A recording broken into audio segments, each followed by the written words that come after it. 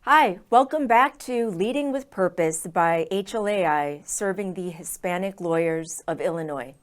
Thank you for tuning in to learn about the leaders in Illinois' Latino legal community. I'm your co-host, Jennifer Crespo, and with me today is HLAI Charities Treasurer Jason Lee Garcia and Dr. Layla Suleiman, JD. Thank you both so much for being with me today. I admire both of you a lot, and it's really an honor to be sitting between two people. Thank you, Jennifer. That I really respect and I have a lot of love for. Now, Dr. Suleiman, you and your tireless advocacy are pillars in our community. Before we talk about your efforts to spearhead change, I want to go back to the beginning. Where and how did you grow up? What led you to the legal profession? Well, my background is actually kind of bumpy and mixed. Where did I grow up? I actually grew up in Puerto Rico, but my mother was Colombian and my father Palestinian. So, with what was going on with world events, my father ended up in South America, married my mom, and then they went to Puerto Rico. Spent most of my childhood there, and then we came to Chicago. And we've been in Chicago for a very long time now, came in the late 70s, and Chicago's now been my home. How did your diverse family background affect your decision to pursue a career in advocacy? I think for me it was advocacy and policy. So, coming from both Colombia and coming from Palestine, for my parents, there was always conversation about government, politics, policy, advocacy, the need for change. Things needed to change. There has to be a new path forward. So that was everyday conversation around the kitchen table. My father always had his radio on, listening to news from back home. My mom was always, and they were always reading. So I think, and our extended family was the same. So I think that was part of what instilled in all of us, because all of my cousins have been working in one way or another, some in the international field for nation building or international reproductive health, doing things that are about systems change. So I think that was kind of kicked in or baked into not just our DNA, just from our history and our legacy, but also in the way that we grew up. I actually became fascinated with psychology first. So psychology was my first love, and worked in psychology for a very long time. But, and I always tell this to my students, take advantage of internships and take advantage of fellowships. I did an internship with the city of Chicago as a psychologist, and they brought me in because they wanted somebody who could do research and who could do analysis and statistics and all of that. And I was well versed in that, so I came in to do that. But that opportunity changed my life, because even though I have a love for psychology and therapy and counseling and all of that and behavioral health, I knew that I could work with families in behavioral health, but looking at the government policy now affected the whole community. So I was hooked. I was hooked in policy, I was hooked in government, and later on, I was appointed the federal monitor for the Burgos Consent Decree. The Burgos Consent Decree, again, is one of those things that combines advocacy and the law in a very clear way. So Latino families that had children that had been removed from the home were being placed in non-Latino, non-Spanish speaking families. And what happens then? You have a 3, a 2, a 5-year-old put in a family, foster family, in a placement where they don't speak Spanish. When you try to return those children home, now they can't communicate with the parents. So the Burgos family was completely torn apart because of that experience. Advocates from the community sued on behalf of Burgos and similarly situated families, all the Latino families, and that's how the Burgos Consent Decree came to be.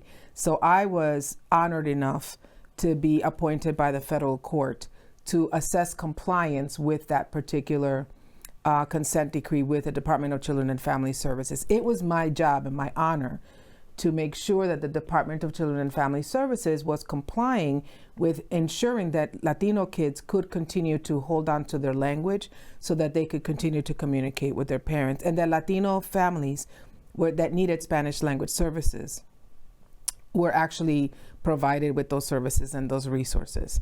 So again, I did that as a psychologist, but I was hooked. And then I had to sit down with a lot of lawyers, and I wanted to do certain things, and they were not so happy with me wanting to do certain things. And so I said, you know what? I don't understand why you guys don't want me to do this, but if I can't beat you, I'm going to join you, and I'm going to think like you do. And so I decided to go to law school. So I'm a late bloomer for law, even though I was always in love with policy and advocacy. So I started law school when I was about 38 years old.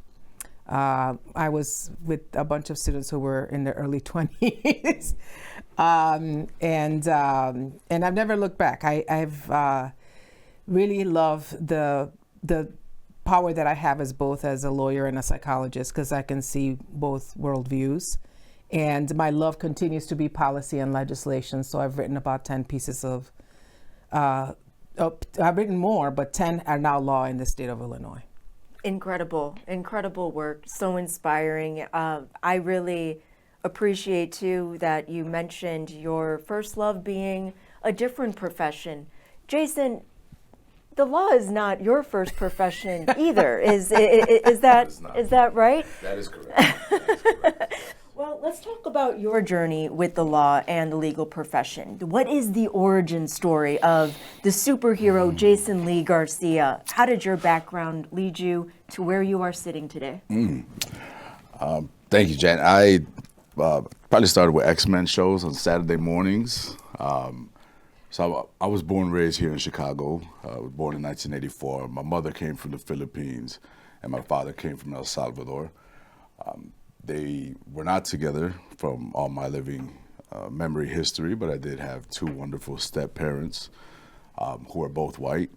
So, my background was, in two different households, raised in two different, ethnicities and cultures, but they were very similar cultures. We all had, similar family values, and they all came from Christian upbringings, Catholic upbringings and values. Well, after the divorce, then, they shifted over there. But, some of these things that were instilled on how do you live your life, with golden rules and integrity and honoring your mother and father. Thou shalt not be bad, and so for me though, so it was coming down with these rules. But then I learned a lot of my values and what I wanted to be, because my parents would work, all the time. So it was my brother and I for the majority, of our life coming up. And from 6 a.m. to 7 p.m., we would go and, learn, from everywhere. And I was inspired, by X-Men, by comics, by hip hop, by Tupac, Tupac Shakur, and that was where I learned about, what law is, but this is like laws of, the laws laid down by God, by my mama, and also too, with having a lot of this time, I'm born and raised here in Chicago's North Side, we learned the laws of the streets, and, the laws of the world, so I didn't get to law school until I was 32. And I did have multiple, I don't know if they're professions, but I've been working since I was 15. If I did have a profession, it was as in the traditional cannabis market. That's something that I've been probably my longest standing involvement since I was like 14. So I did that for almost 25 years, and I'm still involved in it in one of my other businesses. So if that's a profession or not, we'll see. Rescheduling, we're on the cusp of rescheduling. So, but yeah, I'm claiming that. And getting to law school, similar thing about when I went into higher education. My background is in justice studies. So I've always been interested in justice, because I was told and raised that, hey, if you do good things will come to you. I was raised with the golden rule, treat others as you want to be treated. You know what I mean? And God sees all, and, we're going to do all this. But unfortunately, that was not the reality in a lot of things that I was coming across, particularly when I was trying to advance in my profession or have the indicators of success that I thought, this world would give someone who lives by a moral code or, strict rules and, trying to do things right. But for some reason, your boy was still broke and hurt and in pain, and my people were not at peace, so. But education was a lot of it for me. I studied justice. I came in to law school during, undergrad in 2005. And there was this whole thing about I was trying to make a bunch of money in real estate.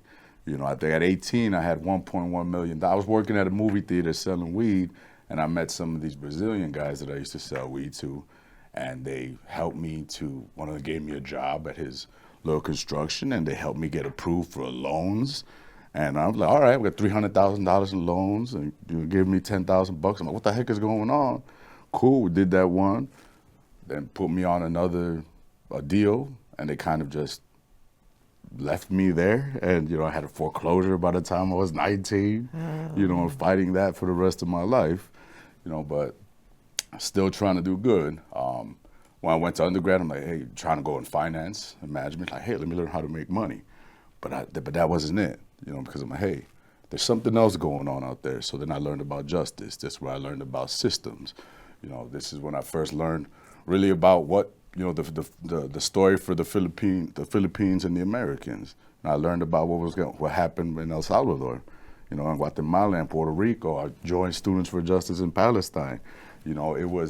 That was my first introduction into becoming active and leading, and then really flexing our superpowers, that we have over here. And after undergrad, I didn't know what a justice studies degree is like a philosophy degree. It's not. So I could talk a lot of good stuff, but it didn't quite translate into anything that I could sustain off of. So I started teaching. And that's where my that's where my true profession is. That's where my calling was, like educating. I'm also an MC. I come from hip hop, and when I say hip hop, it's not necessarily rap. The hip hop that we ascribe to is all about her infinite power helping oppressed peoples. And this is we're ascribing to a higher law that has formed me over here. And I was teaching for a while, and I had a group called Tribe, and my role was mainly youth development. And I would work with a lot of these black and brown boys and girls, mainly in alternative schools. They call them at risk, but I just, we black and brown and the shy, and did that for a little bit. Had aspirations of changing the world. We were practicing superhero stuff, but unfortunately I didn't have the right serum, and my partner, Lawrence Ricky Wilson, was actually killed, doing some of the work. By a few teenagers. They put one of the elders in the neighborhood on the north side put a hit on him because we were taking too many kids out of the gangs. And I was just above my head, not thinking that it was, I'm like, hey, this isn't El Salvador. You know what I mean? It's the shy. Been around here on the north side. I was in my 20s. And that kind of knocked me down for a while, and from there, I really, after the Tribe, because we remember making money. This was the end of 2000s, the beginning of the 2010s. If you remember here in Chicago and Illinois, there was a lot of, divestment in mental health services. Yes. There was like a shift in curriculum design. We were trying to change curriculum. And, one thing we were trying to do is instill values in school. Let's talk about, violence and integrity and poverty and substance abuse, the real stuff that's outside of the Common Core curriculum. Yes, the Common Core curriculum, right? And I was just so with the after new math. Tribe, with the new math that math ain't mathing, it doesn't work. But yeah, so after Ricky was after he was taken, it was a big blow. Byron Stingley, an awesome person here in Chicago, who was a principal of a school that we were working at, he gave me a position teaching.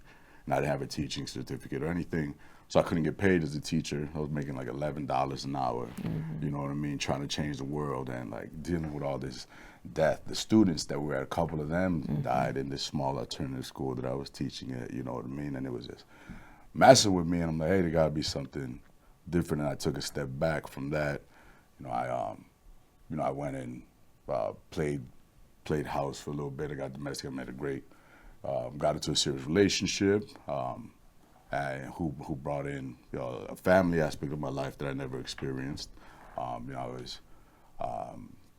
And from there, I was still looking to. So from there, I worked at the mailroom. I was a janitor with a degree, right? I worked at a public university, which is my alma mater, Northeastern Illinois University, and we went, then I got a permanent job in procurement, and they would pay, it was a civil service position, so they would pay for my school. Nice. So I'm like, yo, I'm in school, all right? And I did educational leadership, because I'm like, I think I want to work in higher ed, you know what I mean? Oh, no, excuse me. First, I started in teaching English as a foreign language, because I did teach in Korea for a little bit after I got out of undergrad. I did it for 6 months. I didn't get a visa. I came back and started teaching here in the HLAI. But yeah, the teaching English wasn't going good. The English educational leadership I did great. I took it all the way to the end. I did my comprehensives, and then I took a class in interpersonal dynamics and intersections of cultures with this professor from Indiana, Bloomingdale, and I was like, hey, bro, we didn't get along too much. We had ideological things, and I just said, you know what, I'm not gonna have you all as a part of defining me as a master in anything I'm gonna do, and I walked away from that program. And I did my MBA, same thing. I got right there at the cusp of it. I'm sitting there getting my finance and management degree, and I think I got into it with some of it. I realized, I don't wanna be sitting around this kind of stuff for the rest of my life. So what can I do to go? I need to command a salary because I got my family, and so I need to make some money, but I need some power and agency for my people. And then, my girlfriend said, hey, why don't we try law school? Why don't you think of it? Took a test, got it, got a good score, applied, got a bunch of money, and then here we are, and then got out of there, and I was like, hey, I'm a weed attorney as soon as I got done because they made it legal. Then I met Jen a few years later, like, hey, we really need to participate in this conversation as it's normalized because, we're missing out. Our people are missing out on it. And if we're not part of the conversation for those ones who have stewarded it during Prohibition and all we're doing is making money, those times then we're kind of missing the point. So that brought me in here. And then, I guess she saw, like my X-Men stuff. I'm touching my, sorry about that. And yeah, after that, brought me to, Latino unity. And here we are, building this power and really realizing our superpowers together. And yeah, that's where I'm at. Well, you mentioned something about language and how it was important to you to teach and connect with people who maybe didn't speak English as their first language. Doctor, you've worked on legislation, and some of that has involved language as well. I'm really seeing some similarities between the two of you. Can you tell us a little bit about... I was also a Saturday morning X-Men watcher, so... Wow. Yes. Yeah, that's what's up. No, absolutely, Jen. So as a result of that experience that I had as a federal monitor for the Burgos Consent Decree, something happened also that switched or pivoted my thinking. In psychology, social services, language assistance is seen as cultural competence. If you're culturally incompetent, nothing really happens to you. It's bad, but, there's no real consequences. But when I started to see language access, not just as a cultural competence issue, but as a civil rights issue, that was a total switch for me. And I have spent the last, 30, 40 years of my career working on creating the structures and the systems and the law to ensure language access, meaningful language access for our community, all communities. We're so lucky to live in a city like Chicago where we hear so many accents, so many languages. And so I very proud that I wrote the first language equity and access statewide policy, not just for the state of Illinois, but really stands out as the first in the nation. That was passed about 2 years ago. So it took a lot of what I had learned as the Burgos Consent Decree Monitor, which was based on Title VI of civil rights law. So I pulled a lot of the federal law and now made it into the framework for our for the state. And really a lot of what I've done with the Latino Family Commission was push language access, meaningful language access, and a lot of different other areas, both in research and also in legislation and policy, and even helping nonprofits who want to reach the Latino community or the Arab community and how to create this infrastructure so that they have the right capacity to ensure meaningful language access. I actually met you in Springfield. Yeah. At the state capitol as you were doing policy work. Yeah. And Jason mentioned something, Latino Unity Day. And I like to ask people who have been involved with this conference, what does Latino Unity Day mean to you? Can you tell our viewers what Latino Unity Day is? Maybe start with the fact that it's not one day, but two. Well, Latino Unity Day is one of my babies. We started Latino Unity Day when I was the head of the Latino Family Commission, another piece of legislation that I wrote to establish the first Latino commission, Latino focused commission in the state of Illinois. That was back in 2007. I was very pregnant. That's why I know the date, because I was like this, about to give birth when the law passed. It took a while before everything was in place and the funding was in place. So people think the Latino Family Commission lasted all of this time. A lot of it I did on a volunteer basis, trying to pull resources here and there, but it officially didn't get funded and was only funded for a year and a half until a new administration came in and decided not to fund the Latino Family Commission or the African American Family Commission. But prior to that, we had already launched Latino Unity Day. So I was sitting with some of the commissioners and the state representatives for Latino Family Commission, and Jose Lopez, who he just retired after 40 plus year career in state government, and he was at the Department of Children and Family Services. He goes, we have HLAI and HLAI, which is the Latinos in Higher Education, and the state employees and the State Law Enforcement Association. We go down to Springfield, but there isn't anything that's kind of marks it as a Latino Advocacy Day. He goes, we really should have something like a Latino Unity Day.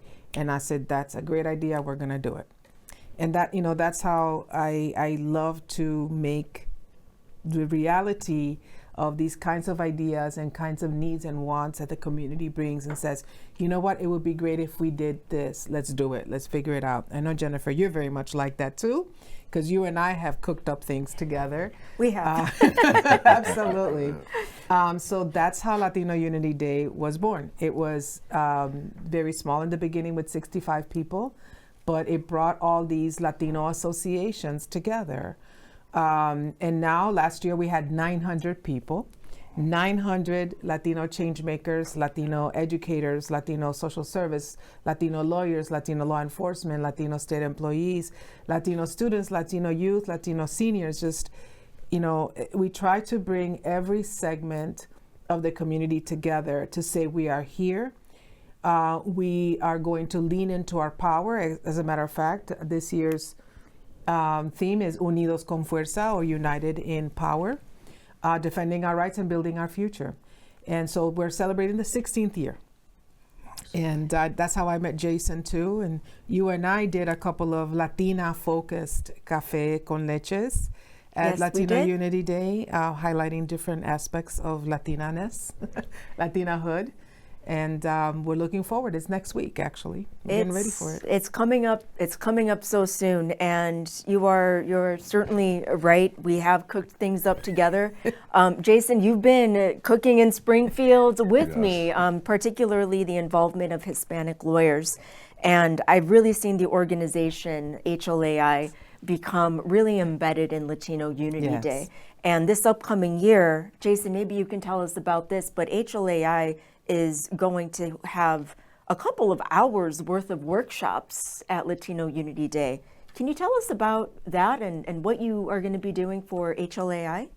Yes, I think we're excited this year that we actually, well, a few years ago, I just want to let you know, Latino Unity Day is awesome. And real quick, if I could just tell you what it means to me, I know we're over here, it's really like those two prongs of why I became an attorney. Of course, I came out to be like, hey, I want to make some money and I need a network and I'm gonna promote my law firm, the higher law firm, but really it's advocacy for the people. It's power building. Yes. It's beautiful. I went there a few years ago with you, Jen. She tagged me, she said Latino Unity Day. I'm like, that sounds good. Let's see what's up. We went with you and another friend of ours, and I think that first week over there, we're in the breakfast with a few hundred, and I had to ask this question, hey, what's going on?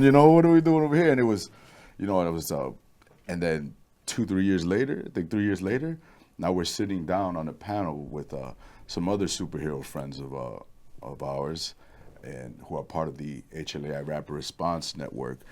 Over the last year, we saw that the Latinos and our Latinidad is really, been the focus and the highlight and the target, of, oppression attacks, and what we're doing is the attorneys that we're bringing out are going to tell the people what we've been doing, as well as providing the different legal tools from all aspects of their life to be prepared, as well as how we're engaging in the system and things that we're doing to make sure that we're protecting our people. As well, of course, it's going to be fun, and we're going to celebrate the powers and tap the superpowers each within through legal authority. Yes, we will. I really thank you both, these two superheroes. There's a lot of work that we still need to do, but I believe we will get it done together. Dr. Suleiman, attorney, Jason Lee Garcia, I appreciate your leadership. Thank you for spending this afternoon with me. That's all the time we have today. I will see you back here next month to continue our discussion with Latino attorneys leading our legal community with purpose.